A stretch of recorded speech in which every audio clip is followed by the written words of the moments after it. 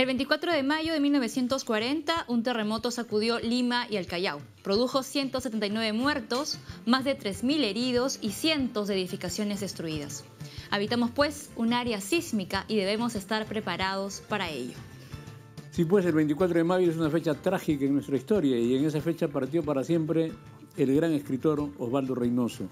Dos de sus libros más famosos son Los Inocentes, que una vez se publicó como Lima en Rock, y En octubre no hay milagros. Cuando hace algún tiempo la crítica argentina descubrió a Reynoso, sostenían que era el secreto mejor guardado de la literatura peruana, solo comparable con Mario Vargas Llosa y Julio Ramón Ribeiro. Tenemos una secuencia con el recuerdo de algunas entrevistas que le realizamos.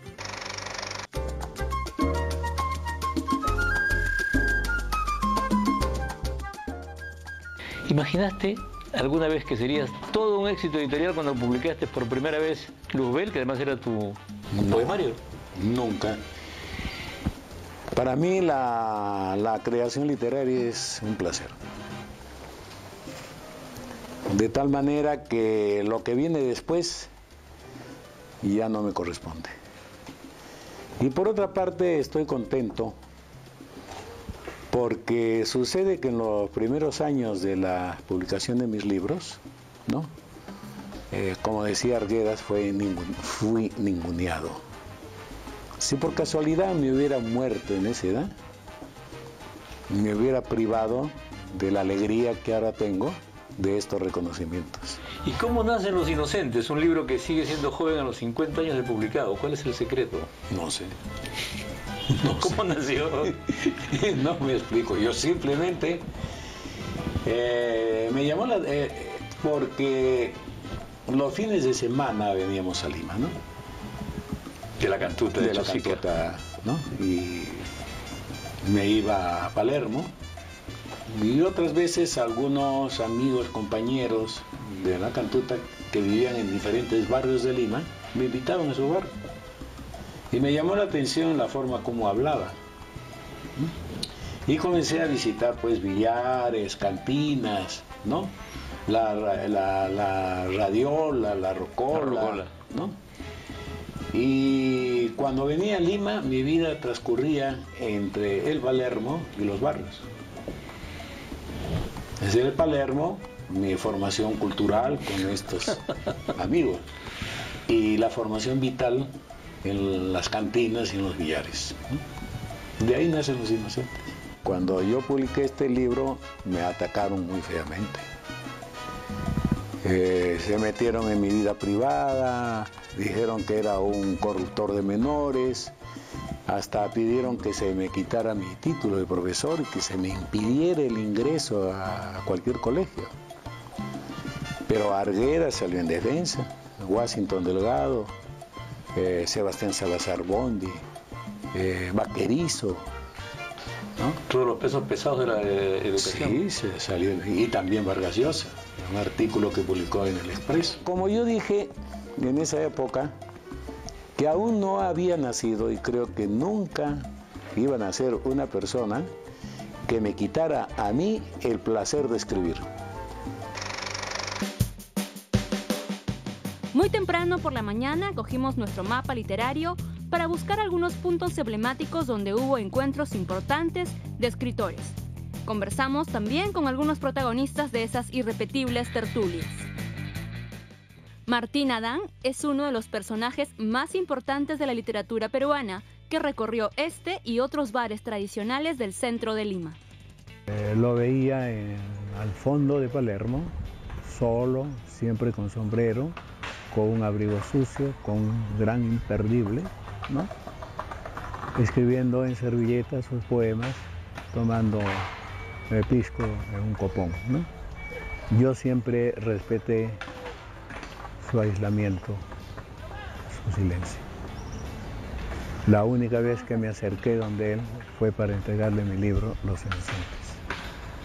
Y después de un mes me acerqué a su mesa y él me dijo que había tenido mucho miedo. Y le dije, ¿y por qué? ¿Por el libro? No, me dijo, por usted. Y le pregunté, ¿por qué? Por mí. Porque un escritor como usted va a sufrir mucho en el Perú. Y Estuvimos sentados como un cuarto de hora sin decir nada. Y luego me dirigí a la mesa donde estaban mis amigos de Palermo.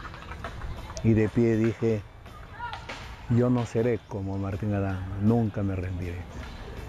Porque la tragedia de Martín Adán fue que la sociedad limeña lo hundió en el alcohol, en el desvarío. Y eso me da mucha pena.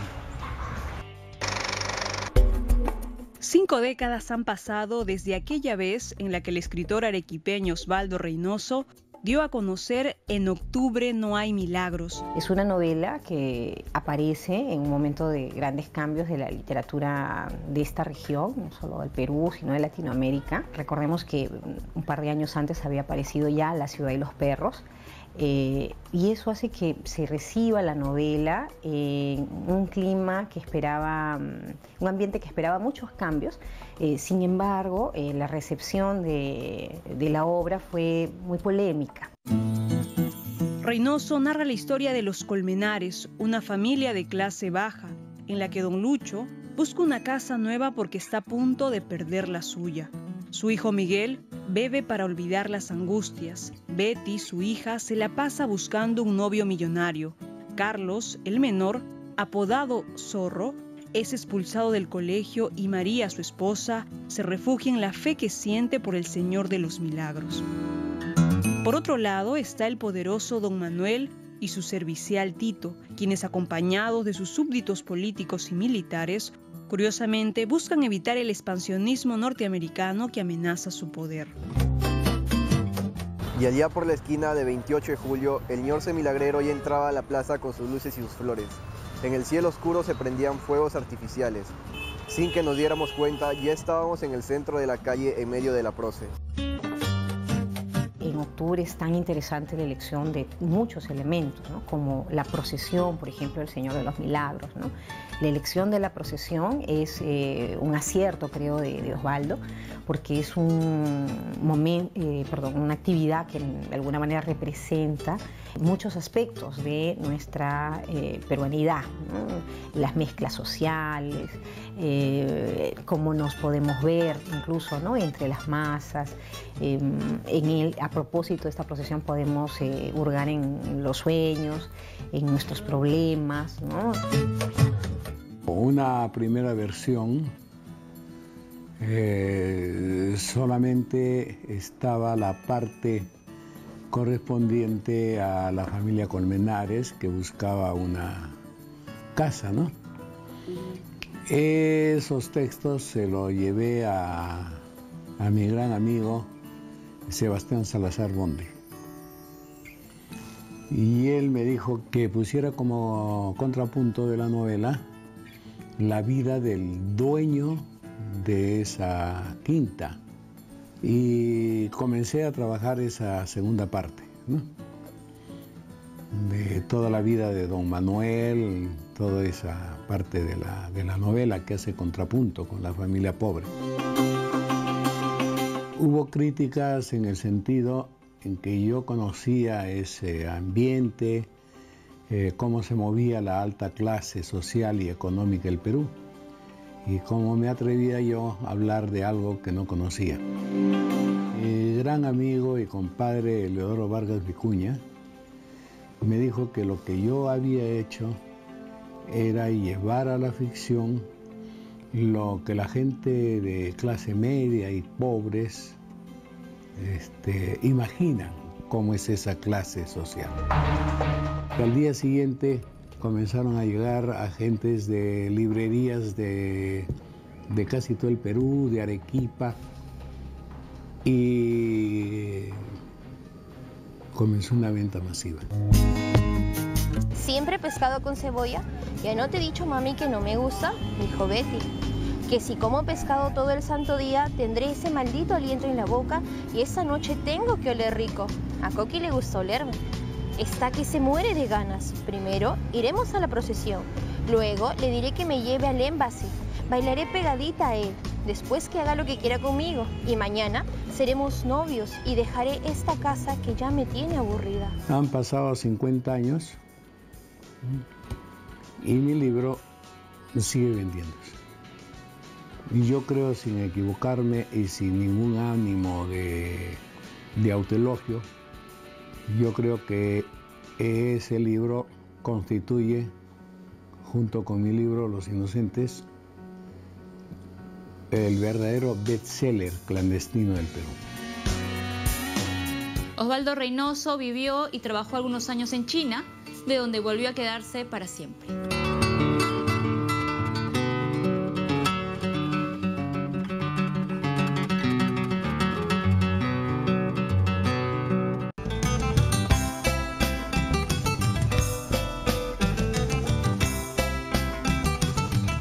Los médicos llaman polifarmacia a la tendencia de algunos pacientes de automedicarse sin medir las consecuencias que puede tener el ingerir medicamentos que no han sido prescritos expresamente para combatir enfermedades reales o imaginarias. Llegar saludablemente a la tercera edad es una bendición. Los que ya están en ella ni siquiera se habían imaginado en llegar tan lejos. Y es que la expectativa de vida viene aumentando a escala mundial desde los años 90. En nuestro país, según el Instituto Nacional de Estadística e Informática, tanto para hombres como para mujeres, ha aumentado en 15 años la esperanza de vida desde hace 4 décadas. Hoy los hombres pueden vivir en promedio hasta los 72 años y las mujeres hasta los 77 años aproximadamente. Sin embargo, pese a esta dichosa realidad, depende de la óptica desde la cual se mire. Existe otra que atenta directamente contra esa esperanza de vida y se llama polifarmacia. Poli quiere decir muchos y farmacia se refiere a los fármacos que uno consigue con receta o sin ella para combatir las enfermedades reales o imaginarias que lo aquejan. La polifarmacia ha existido siempre. Este poeta, Juan del Valle y Caviedes, en 1690 más o menos, fíjese lo que dijo, se le acusa a Juan del Valle y Caviedes de ser un poeta antimédico, pero yo creo que fue un cronista de la medicina de ese tiempo que no solo ocurría en el Perú, sino en el mundo entero. Dijo de los medicamentos, de un achaque se hacen 2 si el remedio no es propicio, y al segundo que se hierra son 4, todos distintos. Eso digo con una razón extraordinaria. El adulto mayor, conforme va avanzando en su vida, generalmente puede sufrir de una o más enfermedades. Según la Organización Mundial de la Salud, podemos considerar como el uso de polifármacos cuando la persona consume más de 3 fármacos.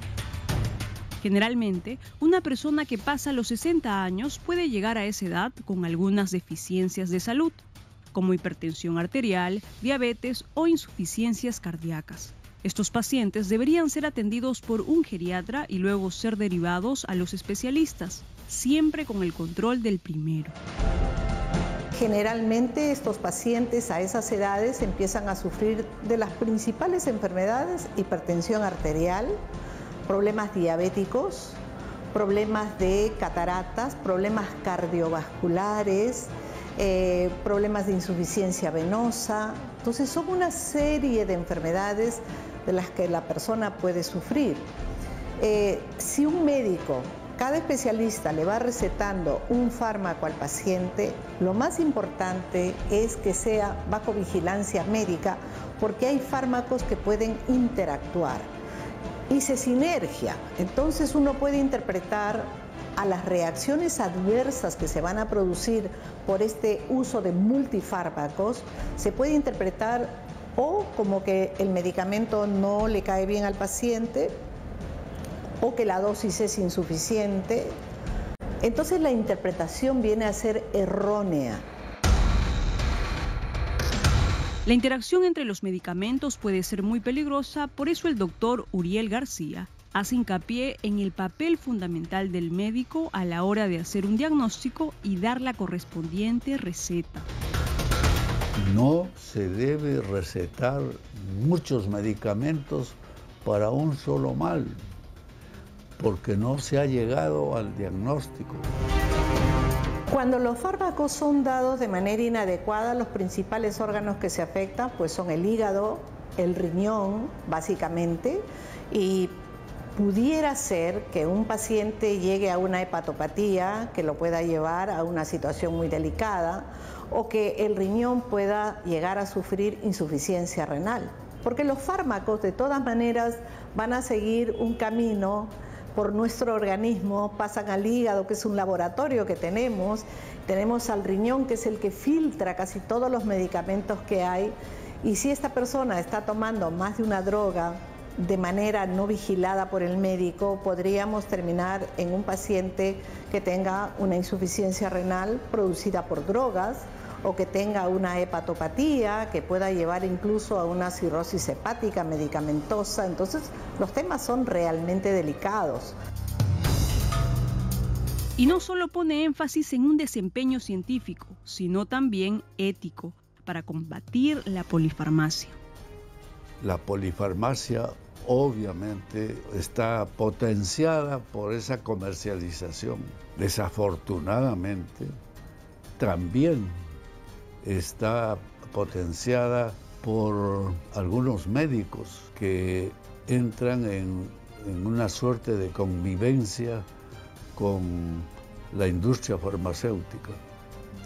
Y eso es uno de los deberes que debe tener el colegio médico.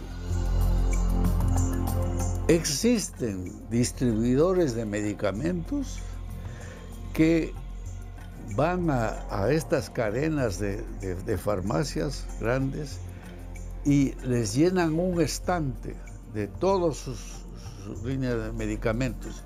Y a los dependientes les dicen, si esto dentro de un mes está vacío, tienen un pasaje a Miami. Desde ese ángulo, el doctor García exhorta a las autoridades del Estado para contrarrestar el avance de la polifarmacia. Para evitar la polifarmacia necesitamos un organismo central como la Defensoría del Pueblo, como el Tribunal Constitucional, totalmente independiente de todos los poderes del Estado. Por si eso fuera poco, la situación de la polifarmacia conlleva a otro mal accionar de los pacientes peruanos que se ha vuelto costumbre, la automedicación. Los adultos mayores, dentro de los cuales estoy yo, debemos tener mucho cuidado en consumir medicamentos sin tener el diagnóstico preciso y sin tener la consulta de los efectos secundarios.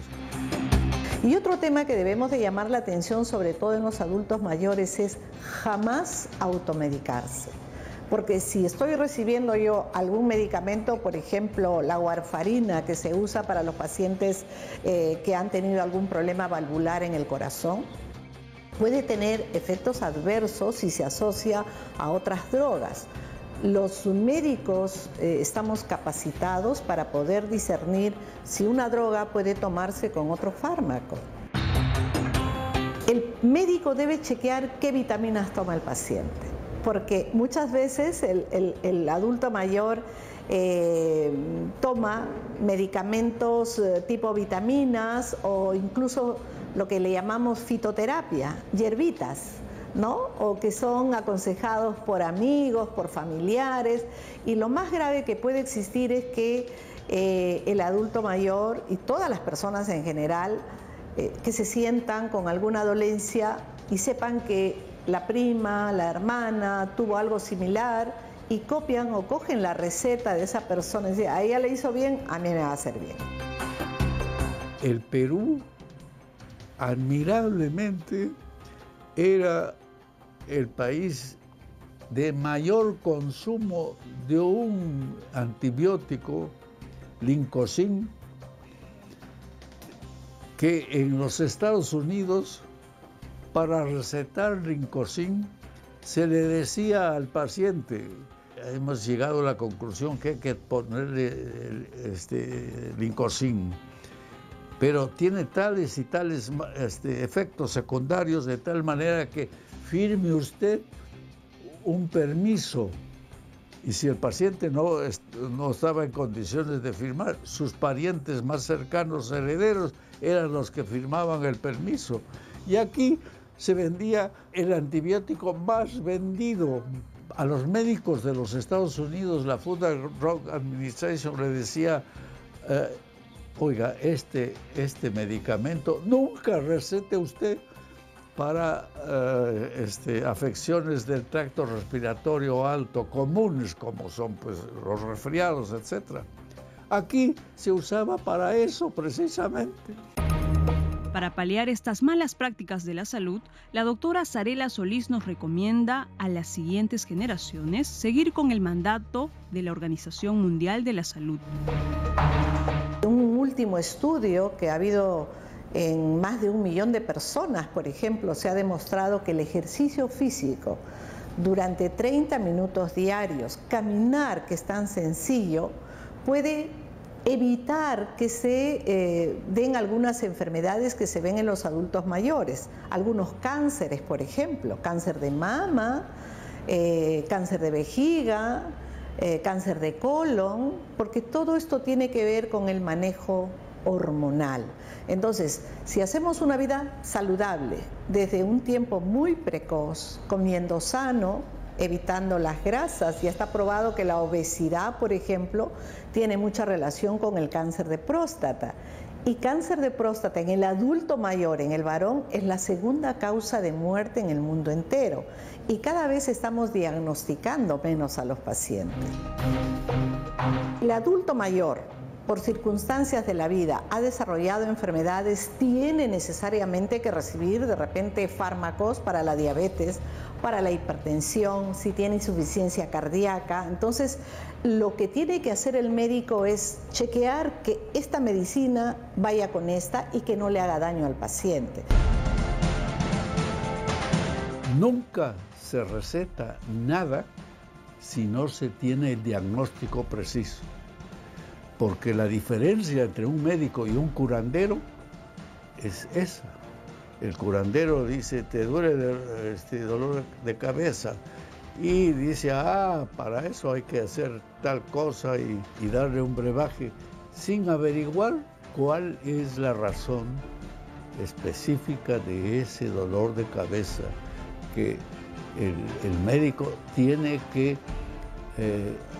hacer toda una serie de procedimientos para llegar al diagnóstico preciso y dar la receta. Eso es importante. Si hay en casa un adulto mayor, incentive su asistencia a sus controles médicos antes de que aparezca una dolencia y solicite que el médico geriatra que lo trata revise la medicación que está tomando y le haga un seguimiento.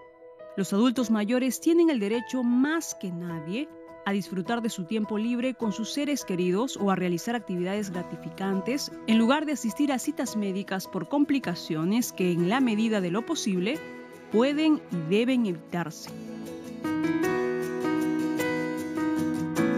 Vamos a una pausa y regresamos con El Barbero de Sevilla y Tenores 2016.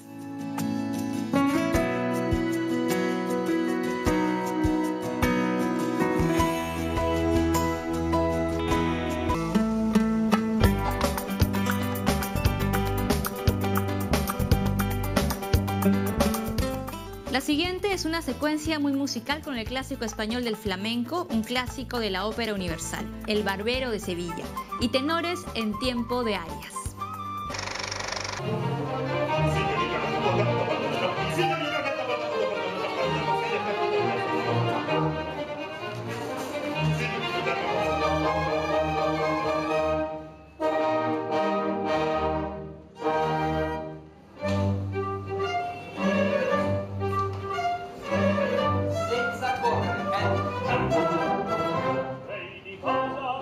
En el Gran Teatro de la Universidad Nacional de Ingeniería se presentará en 2 únicas funciones la ópera El Barbero de Sevilla, la comedia más popular de Gioachino Rossini.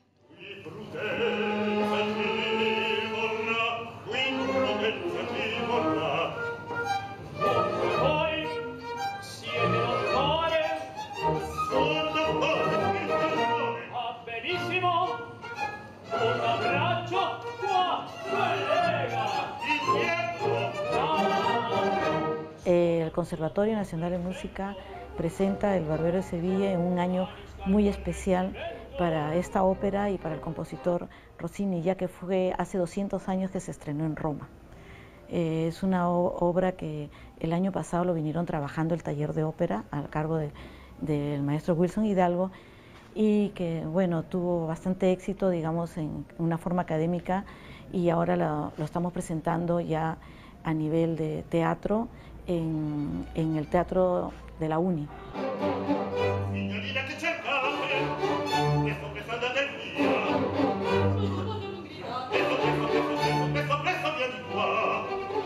La ópera es la forma más, digamos, más grande, más importante en la música, porque implica estar en escena, coros, cantantes, la orquesta, escenografía, actuación escénica. O sea, es la forma musical más completa, digamos.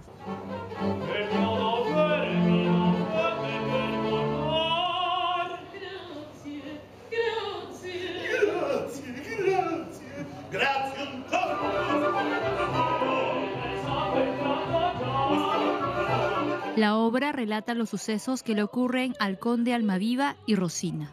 Él vive enamorado de ella, quien no corresponde a ese amor.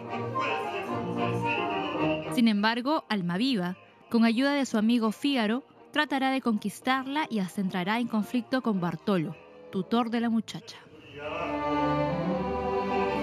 Importantísima para nosotros la dirección de la orquesta y la dirección de toda la obra, el director musical invitado, que es el maestro Matteo Pagliari. Él es un director de orquesta italiano que está ahora residiendo en el país, y lo hemos invitado porque es especialista en el género de la ópera, y bueno, nuestros alumnos van a aprender bastante bajo su dirección.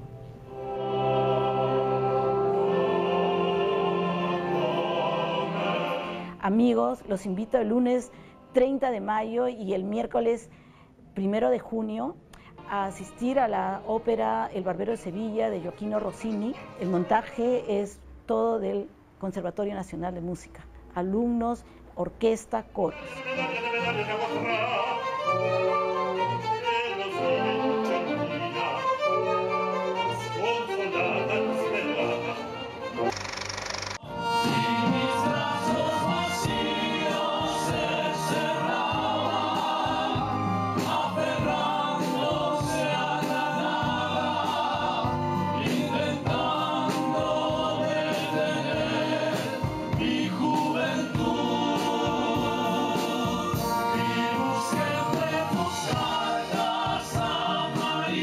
El lunes 30 y el martes 31 de mayo se presentará en el Gran Teatro Nacional Tenores, espectáculo musical producido por Mabela Martínez, productora y conductora del programa Sonidos del Mundo. Bueno, esta vez Tenores Sonidos del Mundo trae un repertorio renovado. Estamos con un nuevo cantante, hay un cuarto tenor que se llama Juan Antonio Don Pablo, que lo van a escuchar, que es un tipo muy talentoso, que ya es parte del equipo. Vamos a continuar con más de 40 músicos en escena, vientos, cuerdas, baterías, guitarras, pianos, todo esto. Y lo interesante es que vamos a tratar de abarcar todos los géneros posibles en 2 horas de show, ¿no? Vamos a ir por el rock, vamos a ir por la salsa, lo clásico, baladas, boleros, de todo para todos los gustos y para toda la familia, para todas las edades.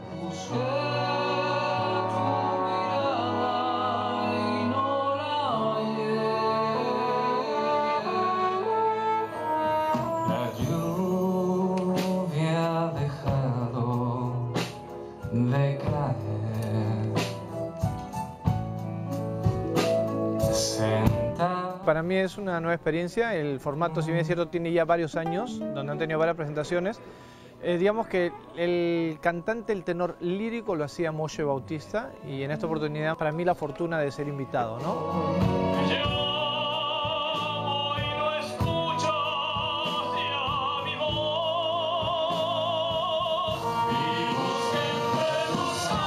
Rodríguez, Jovan Tomasevich, Jorge Pardo y Juan Antonio de Don Pablo estarán acompañados de una orquesta dirigida por el maestro Carlos Ramírez.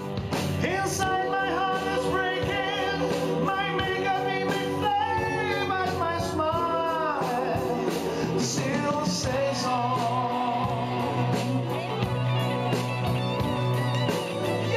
preparando un show muy bonito, con un repertorio que va desde Pink Floyd hasta Queen y pasan por piezas de la lírica también. Estamos emocionados, ansiosos porque llegue el momento.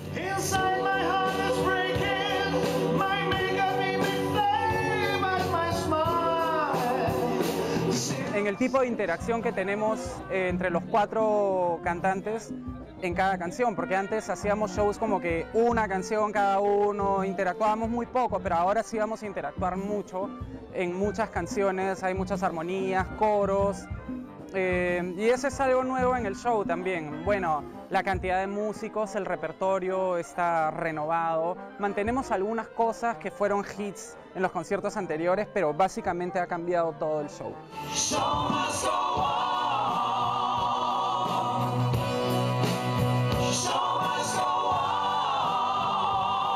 La gente escucha la palabra tenor y la asocia inmediatamente a música clásica nomás. Y no es así, el tenor es un registro vocal.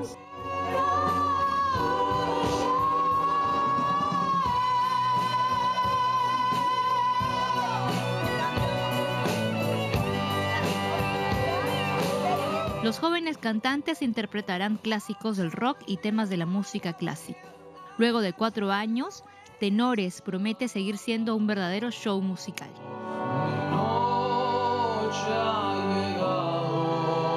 Hola gente, este 30 y 31 de mayo en el Gran Teatro Nacional, Tenores de Sonidos del Mundo. No se lo pueden perder.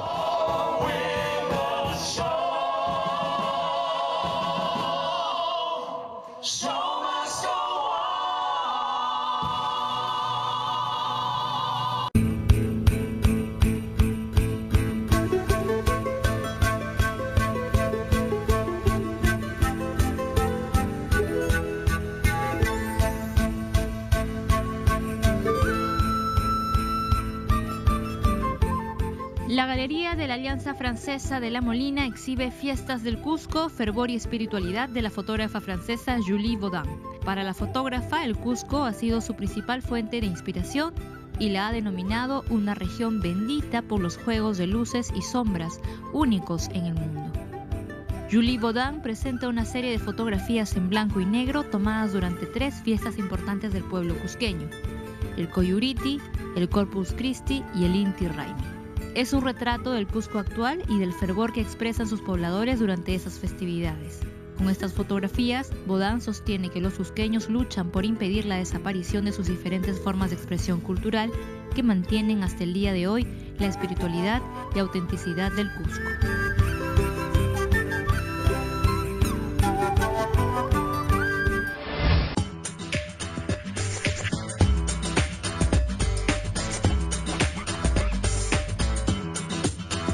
El Centro Cultural de la Universidad Católica exhibe la exposición Fortunato de Pero, futurista y artista global, que reúne alrededor de 70 obras originales entre óleos, acuarelas, dibujos y grabados, dentro de los cuales destacan diseños que marcaron las campañas publicitarias de inicios del siglo XX. Pintor, escultor, escenógrafo, muralista, arquitecto y diseñador italiano, De Pero desarrolló su producción más importante en el período entre guerras, buscando siempre conferir dinamismo a la composición figurativa, jugando con formas geométricas, luces y colores en fuerte contraste. La curaduría ha sido realizada por Maurizio Scudiero, su estudioso más importante.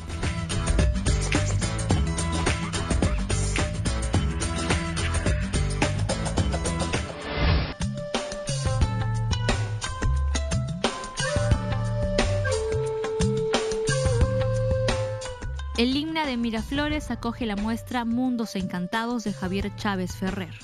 Una serie de imágenes fotográficas intervenidas conforman su más reciente exposición individual, un paralelo entre lo urbano y lo natural. Lo bonito de la fotografía es no solamente el impacto visual, sino justamente el que ella te provoque sensaciones, emociones. Y en el caso de este proyecto, esa era la idea, ¿no? Entonces, a través de las sombras, a través del blanco, del negro, de los matices, de la bruma, consigo que esto, digamos, tengan un lenguaje en el que las personas puedan sentir cosas de la fotografía. A eso voy, ¿no? Dentro del mundo urbano he recorrido, aquí hay ciudades de Lima, hay ciudades de Lisboa, hay ciudades de París. Y en el caso de lo que sería la parte de naturaleza, básicamente corresponden a las fotografías de un bosque muy bonito que hay en las afueras de Barcelona. Este proyecto tiene la particularidad de que yo utilizo una técnica que soy yo mismo que me la he encontrado en el camino de mi trabajo. Con un denominador común, la ensoñación y la magia perceptual. El arte y la técnica de la intervención en una imagen fotográfica alcanzan una madurez en el que el esfuerzo detallista y los efectos surreales aparecen con una espontaneidad tal que asemejan la gracia del mundo natural, apunta Daniel Gianonis Chúcar, fotógrafo y curador de la exposición.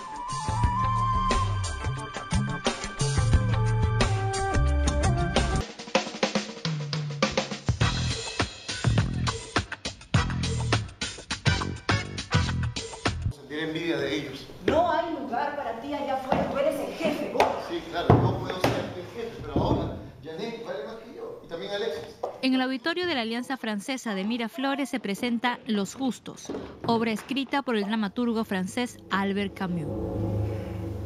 Estefan ha hecho la señal.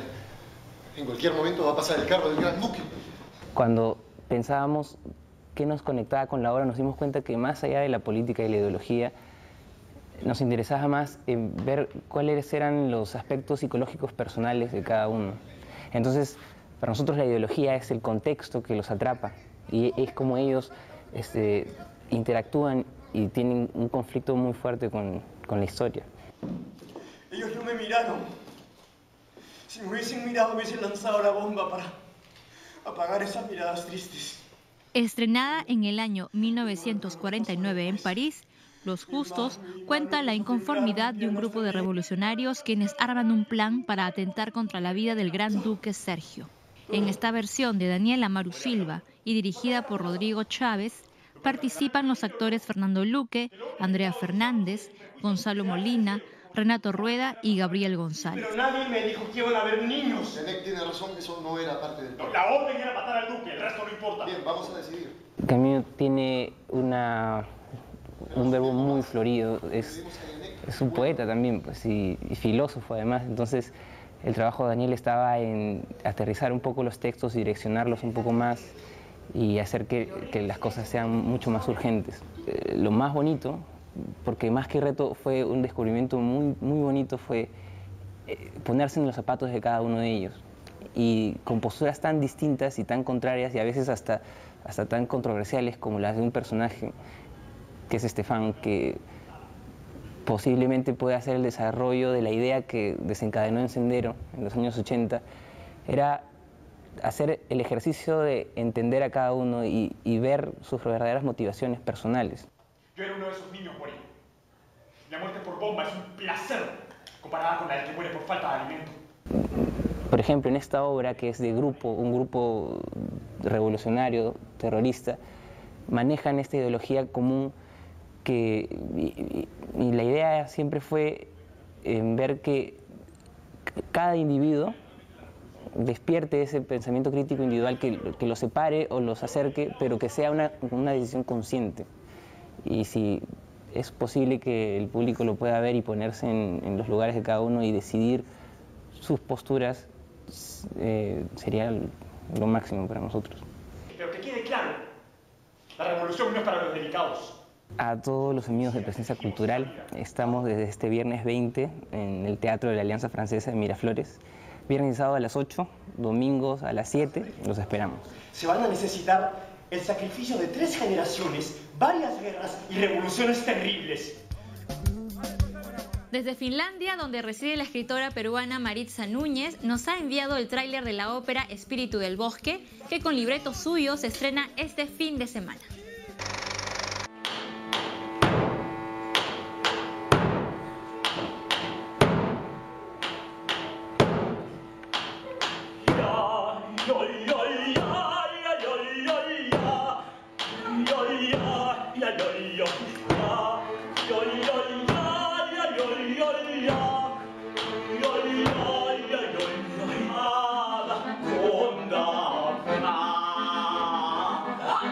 Sí.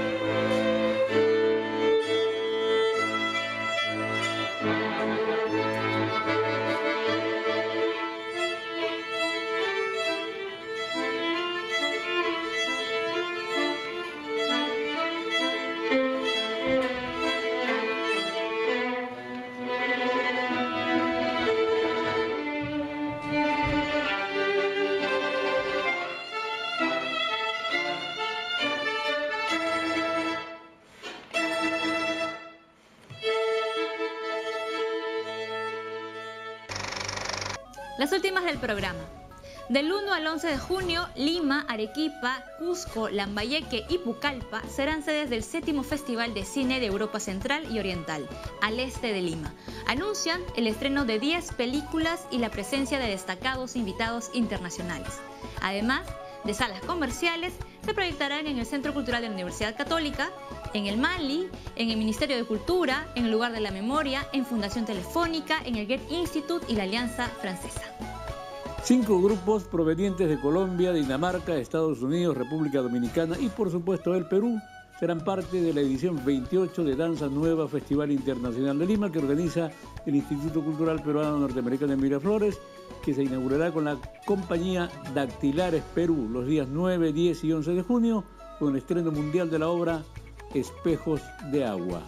Kimba Fa vuelve del jueves 2 al domingo 5 de junio en la Asociación de Artistas Aficionados del Centro de Lima y del 10 al 13 en el auditorio Los Incas del Museo de la Nación con el espectáculo de teatro danza Caribú, lleno de música y baile y que a la vez sirve para reflexionar sobre la recuperación de la identidad y de los ancestros africanos.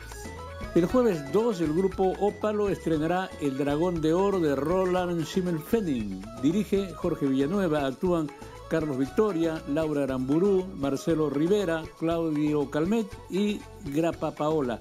5 asiáticos en la estrecha cocina de un restaurante tailandés chino-vietnamita de comida rápida. En la obra, los hombres son representados por mujeres, las mujeres por hombres, los jóvenes por viejos y los viejos por jóvenes.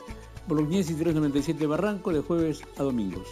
Por su parte, el Centro Cultural El Olivar de San Isidro sube a escena Jamelín, del español Juan Mayorga y la dirección de Martín Velázquez. Es una obra que trata de diversas formas de violencia de los adultos sobre los niños, la dominación sexual, la ausencia de modelos, el abandono, el desamor.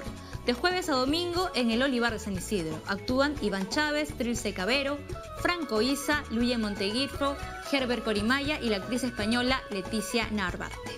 Una editorial anuncia con bombos y platillos el lanzamiento de su nuevo proyecto. La nota de prensa dedica 15 líneas para promover su adquisición y 2 para la obra. Textualmente dice: canciones desentonadas y alegres aterrizajes para evitar el suicidio, el mítico poemario de Óscar Málaga, perdido por más de 40 años.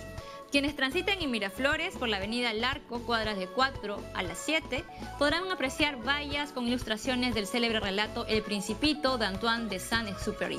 Además, los textos estarán impresos en sistema braille para ser leídas por personas con discapacidad visual. De la mano de Gastón Acurio, Fundación Telefónica ha lanzado un concurso para rescatar y publicar recetarios de cocina que se guardan en el seno de las familias de todo el Perú. Las bases se pueden encontrar, tomen nota, www.saboresdelavida.pe o calle 1 170 Magdalena del Mar, hasta el 13 de junio. Y esto fue todo por hoy. Muchas gracias por acompañarnos y será hasta el siguiente programa.